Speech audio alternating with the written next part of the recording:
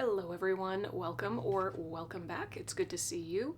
This is a timeless collective reading for whoever needs to hear it, so if the message resonates, then it's for you. I am filming this just a couple of days before the first full moon of 2025. That's happening on January 13th. I believe it's in Cancer. So that full moon energy is very present right now, very, very strong, and it's definitely influencing this reading. But again, all my readings are timeless, okay? All right, so I went ahead and pulled a few cards from Tarot of Mystical Moments to get the theme of this reading, and the first one that jumped out was Wheel of Fortune. When I look at this card, I hear Spirit say, time is ticking, the gears are turning, there is so much happening behind the scenes that you don't see.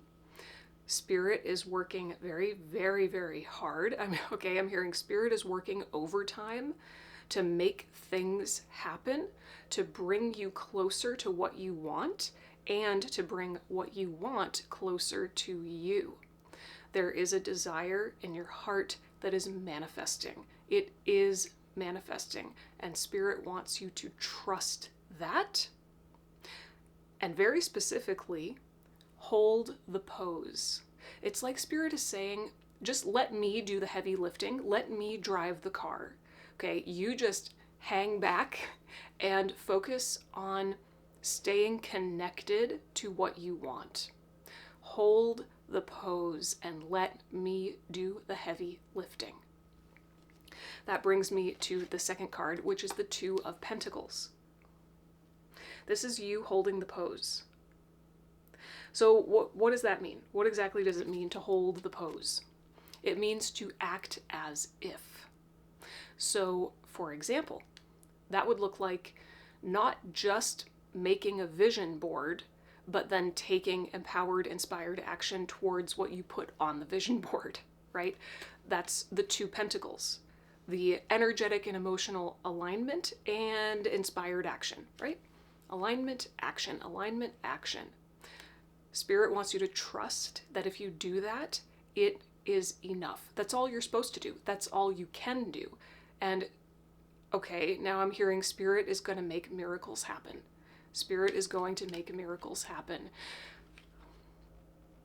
It may seem like what you want is very, very far away. Like maybe it's not even possible for you, or it's going to take forever to get here. It's going to take forever to create it. But from Spirit's point of view, that's not the case at all. The more you hold the pose, the faster you're lining up with your heart's desire, and miracles can happen. Overnight shifts can happen. I'm not saying they will, they just can. They absolutely can. The best day of your life can literally follow the worst. It can. It's possible, okay? So hold that pose and let Spirit do the rest. The question is arising. This is actually a prompt in my journal prompt deck, which we'll get into in a second. But the question is arising. What would you do differently if you knew for a fact that what you want would arrive in 1 week? Just one. 1 week from today. Your highest vision, your deepest desire, it's here. You'd probably prepare, physically, mentally, emotionally, you would prepare. That preparation is holding the pose, okay? Now, full moons, and we're in full moon energy, full moons are all about shining light on your shadows, and there's a shadow. At the bottom of the deck is the Nine of Wands. This is the part of you that thinks holding the pose is dumb. The part of you that thinks holding the pose is a complete and total waste of time. This is the part of you that says, nope, I don't believe. I don't believe it's possible for me, for whatever reason. It's going to be, different for each and every one of you. This is the wounded warrior archetype. So this is like looping in suffering. It's never gonna happen for me. What I want, you know, maybe I'll get kind of sort of close to it, but like, okay, well now I'm hearing I'm not worthy. There's self-worth issues here. This part of you needs a lot of love. And what's actually coming through right now is that these, the Wheel of Fortune and the Nine of Wands, they're two parts of you. They're two parts of you that are in conflict within. So you probably notice this as you go about your day-to-day life. In some moments, this one's talking, and in some moments, that one's talking. There are different things that trigger one or the other part to come forward. So there are moments when you feel like, I'm never going to get there. I'm never going to create the thing. It's not possible for me. I'm just suffering. All I know is pain. And then other moments when you're like, yeah, oh, I got this. Oh my gosh, I can feel things are shifting. Like, this is totally possible for me. Anything is possible for me, right? That inner battle is what needs attention right now. These two parts of you need to come closer, and you can do that by facilitating a conversation with each of them, okay? Go into the part of you that's in pain, go into the part of you that believes, explore these two parts of yourself, and maybe start to merge them, okay? At least a little bit. Now, one of the key things that's coming up here is belief, trust, and faith. That's what this Nine of Wands does not have, okay? Believing in something you can't yet see takes incredible strength. Believing is not knowing. Knowing means you have evidence. Like, I know that the sky is blue because I'm looking at it, right? Versus I know that my dream car is coming to me even though I don't currently have the money for it. That's just a random example thrown out there, right? Belief means there's no evidence yet. That's the definition of it. And so there's a real deep strength, bravery that needs to be harnessed in order to hold the pose and act as if, in order to believe and trust. Okay, let's go into tarot. I'm using the Green Menagerie Tarot. Oh my goodness, this energy is so strong. I don't know if it's just the full moon energy or something bigger. This message is kinda, sorta reminiscent of the message that came through for Aries yesterday. That's probably why I was guided to film Aries reading yesterday, because it's in the same kind of vein of energy. Like, there is a manifestation coming. There is. You don't see it coming because you're not supposed to. Okay, where do we go from here? Where do we go from here? I feel like I want to clarify the Wheel of Fortune card. Tell me a little bit more about what's coming together behind the scenes.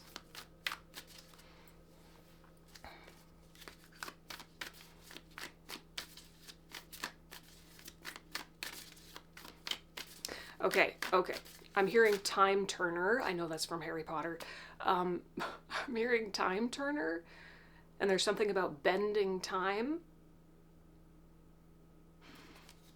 I'm seeing like you and Spirit working together to bend time.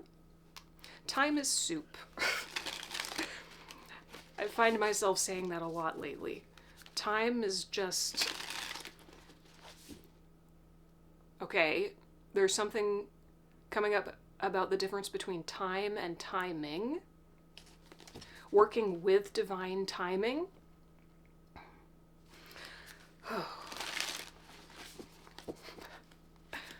There's like so much information coming in, it's kind of hard to keep track of. Whoa, the Tower. This is again clarifying the Wheel of Fortune card.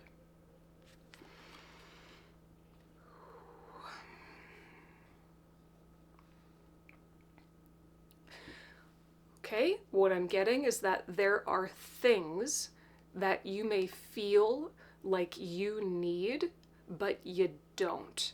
Things that you feel like you need, and so you're kind of clinging to them, but Spirit is breaking those things down because they're actually a hindrance. Okay, I'm hearing you no longer need what you used to need. But if you don't have awareness around that evolution, you may be clinging to things you don't need. Spirit is breaking that paradigm down. This could be, I don't know, habits or beliefs. Yeah, I'm hearing certain systems you have in place, patterns or habits. 10 of Swords. Ego death. Ego death. It feels almost like you're going to have an ego death in order to hold the pose. Well, yeah, because you're going to have to transform this Nine of Wands. And right now, this Nine of Wands is kind of, even if it's unconscious, it's still a part of you. Four of Pentacles. Okay. Yep. Yeah, this is the energy of you clinging to old energy, clinging to old systems and ways of being, because you feel like it gives you a sense of safety or security, like this knowingness and almost a groundedness, but it's an illusion. It's an illusion. You don't need them anymore. The Tower card only destroys illusion. It doesn't destroy things that are real and true and of your heart or for your highest good. It destroys illusions. So okay.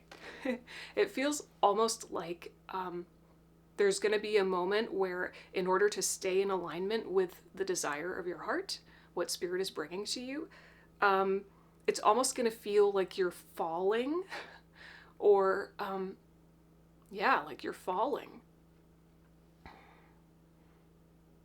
because you have to let go.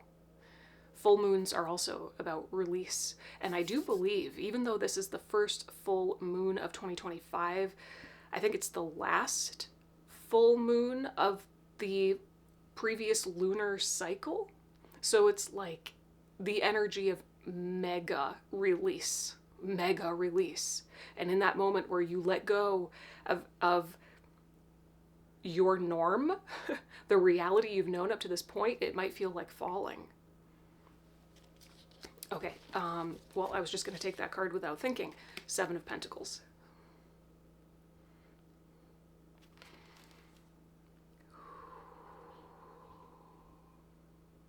I'm hearing the word deviation.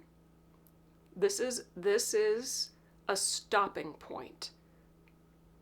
A divine stop sign has arrived, and Spirit wants you to like wake up to something you've been doing that isn't working. It's time to take like a 90-degree angle turn and deviate from the norm, which is kind of like a leap of faith, believing that something more is possible.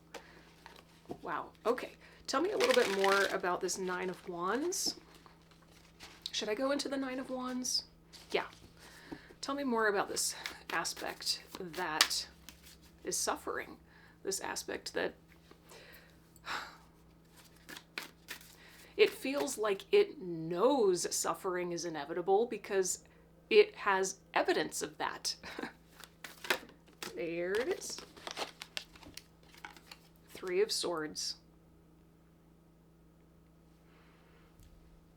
It just feels like disappointment. Disappointment over and over and over again.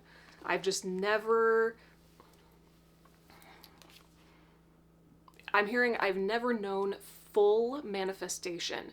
To me, what that means is maybe you've gotten close in the past to what you want, but then it's like pulled out from under you at the last second, or something comes up to block it. Like you only ever get so far. You only ever get so close to what you want before. Sword in the heart. It's not going to happen. Not for you. Not for you. It's almost like the feeling of the universe is against you, kind of a thing. So painful. Eight of Pentacles. Yep. Like, all I do is work, work, work. All I do is work. Life is tedious. Tedium. Yeah, there's tedium here. Okay, Spirit wants you to break out of tedium. Anything in your life that feels tedious. I'm hearing zap, and it feels like lightning. Well, there's the lightning strike in the Tower. Boom. The Emperor.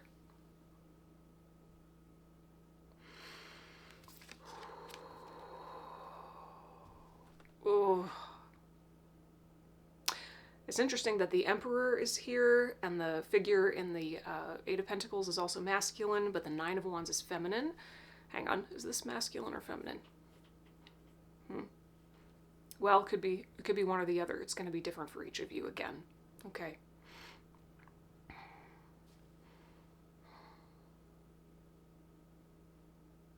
I mean, at the end of the day, this is self-protection and self-preservation. You're just trying to protect yourself from being disappointed. You're protecting yourself from feeling disappointed by not believing, right? Whew, man. What's the challenge? Clarify the challenge just a little bit more.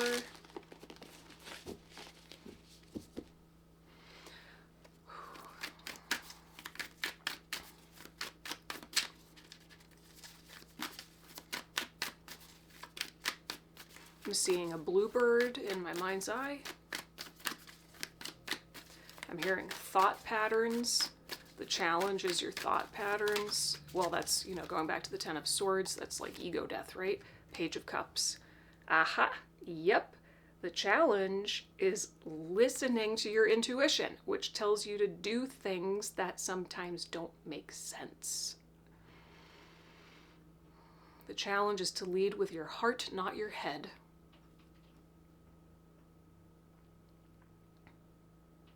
Your heart is your North Star.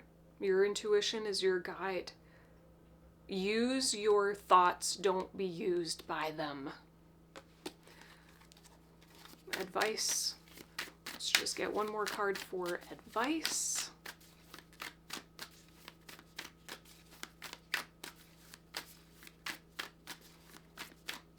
I have absolutely no idea why this is coming up, but I'm getting banana. Maybe some of you are low on potassium, or maybe this is about the solar plexus, because like eating yellow foods can be associated with the solar plexus. Doing things to increase your physical energy and health will help you to believe. Interesting. Oh my gosh. Stop. It's the sun. Talk about yellow and your solar plexus and energy. Okay, so yeah, what I just said is your advice. But, well, this is also part of breaking the tedium. Doing things that they may seem like they're completely unrelated to what you ultimately want, right? Like, I don't know, maybe what you ultimately want is a successful business, but your intuition is telling you to start going for a run every third day. I don't know. And you're like, well, how is that related? It's totally related. It's totally related. So follow your intuition. Tune into the things you can do for yourself that will give you more energy. When you have more energy, you'll naturally feel more inspired and optimistic and open and willing to believe that new things are coming, that more is possible for you. Oh my gosh, I love it. Okay, let's get a closing message. Or no, let's get a journal prompt. Yeah, okay. Let's get a journal prompt from my deck. And then a closing message. Journal prompt for the collective. I'm seeing 777. Whoa. Okay, this journal prompt I don't think it made the cut in my actual deck that I'm in the process of printing. but it's a good one nonetheless. Do you believe that it is helpful or appropriate to lie in some situations? Why or why not? You know what this is making me think of? It's like, you don't, okay, believing is not lying to yourself. Believing that something good can happen, something beautiful can happen, it's not lying to yourself. This part of you might feel like believing is lying. Believing is delusional. Is it? I'm going to let you think about that for yourself. Okay, let's get a closing message from Anatomy of a Witch Oracle. Closing message for the collective, please, Spirit.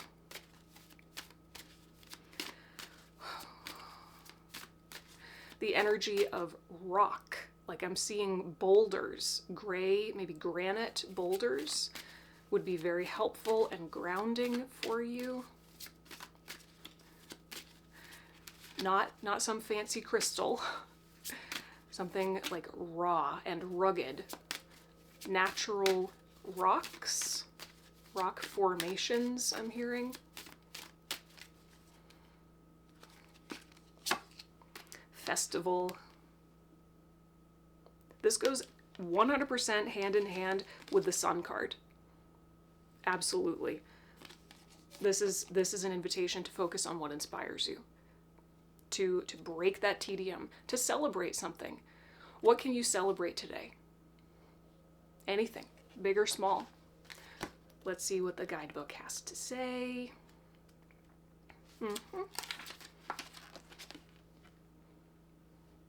Most festivals observe or are based on lunar or solar events, but not every special occasion is determined by the influence of the sun or moon. Birthdays, death days, anniversaries are all events of celebration and observance as well. We hold festivals and feast days to connect to history, community, ourselves, traditions. Festivals often revolve around ritual experiences that are ancestral, seasonal, devotional, protective, divinatory, or initiatory. Consider making a feast day of yourself, your family, your community. You can create new traditions.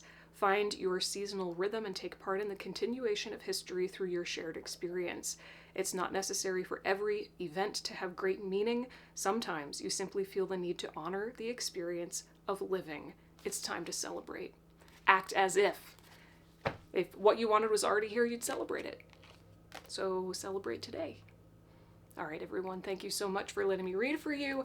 I hope this was helpful or at least thought-provoking. If you have any questions or comments, leave them down below.